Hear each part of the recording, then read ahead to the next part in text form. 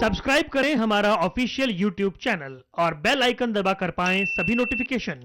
इधर लॉकडाउन 4 की गाइडलाइन को लेकर कैथल प्रशासन भी पूरी तरह तैयार है।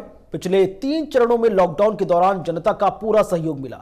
इसी को लेकर MH1 प्राइम के संवाददाता राजीव परुथी ने सिटी मजिस्ट्रेट सुरेश राविश से खास बातचीत की। केंद्र सरकार की गाइडलाइन भी आ चुकी है। हमारे साथ CTM कैथल मौजूद हैं। आइए इनसे बात करते हैं कि किस तरह की गाइडलाइन आई है और जिला प्रशासन अब किस तरह की तैयारी करे। सर, किस तरह से अब आगे चौथे लॉकडाउन में चलेगा?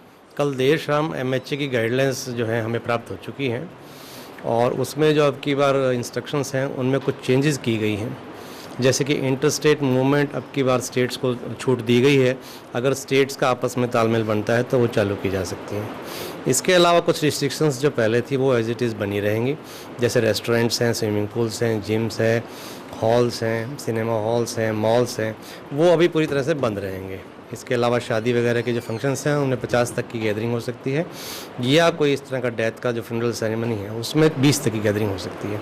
इसके अलावा जो स्टेट की विस्तृत गाइडलाइंस है उसके बारे में हमें आज उम्मीद है कि मार्गदर्शन प्राप्त हो जाएगा और उसके अनुसार फिर जिला प्रशासन आगामी कार्रवाई अमल में लाएगा।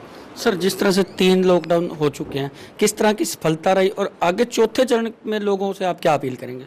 देखिए, जो लॉकडाउन का प्रोसेस ये पूरा था 4 चरणों में जो इसको किया गया है लागू, चरण भर चरण बिल्कुल कामयाब रहा है। जैसा पहले चरण में जितनी सफलता हमें प्राप्त हुई उसी प्रकार से दूसरे और तीसरे चरण में भी हमें निरंतर सफलता प्राप्त हुई है, जिसका सीधा तात्पर्य इस प्रकार से लगाया जा सकता है कि जिला कैथल में अब तक केवल 5 मरीज कोरोना के आए हैं और जिसमें से 2 मरीज ठीक होकर के अपने घर जा चुके हैं।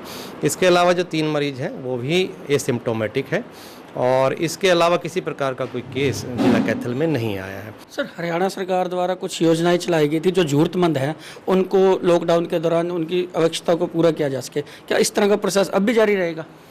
देखिए, ये एक पूरी प्लानिंग के तहत लॉकडाउन की प्रक्रिया को पूरा किया जाता है।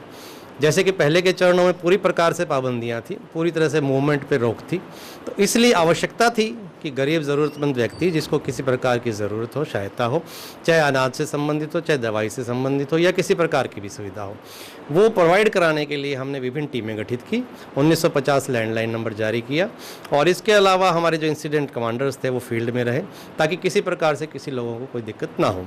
अगर अब भी इस प्रकार की कोई ज़रूरत होगी, महसूस करेगा जिला प्रशासन या लगता है हमें पता कि कहीं आवश्यकता है, तो ज़रूर उस चीज़ को किया जाएगा। ये थे हमारे साथ CTM सुरेश राविश जी, जिन्होंने लोगों से ये आह्वान किया है कि जिस तरह से लोगों ने 3 चरणों में लॉकडाउन का पालन किया है उसी तरह चौथे चरण में भी वो प्रशासन का पूरा साथ दें ताकि कोरोना वायरस को हरियाणा से और कैथल से भगाया जा सके।